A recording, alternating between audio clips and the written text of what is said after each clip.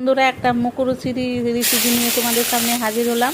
তো দেখো, এখানে চাদা মাছ আছে। চাদা মাছটা ধুয়ে বেছে নিয়েছি। নিয়ে দেখো এখানে করে তেল দিয়ে তার ভিতরে চাদা মাছটা দিয়ে দিলাম। তারপরে হলুদ আর লবণ দিয়ে দিলাম। তারপরে লঙ্কা আর রসুন দিয়ে দিলাম। দিয়ে ভালো করে নাড়াচাড়া করব। তো এইভাবে মানে এই চাদা মাছের দেখো কালি জিরা দিয়ে দিলাম। তো এইভাবে যদি তোমরা ভেজে বেটে খাও কিন্তু অসাধারণ লাগে।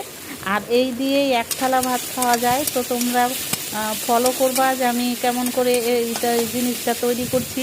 তো এখানে দেখলা যে রসুন টসুন সব দিয়ে দিলাম। তো দেখো ভাজা হয়ে গেছে। তো আমি পাটায় বাটবো না, আমি মিক্সার মেশিনেই আমি বেটে নিব। তো দেখো, তো আমার বাটা হয়ে গেল।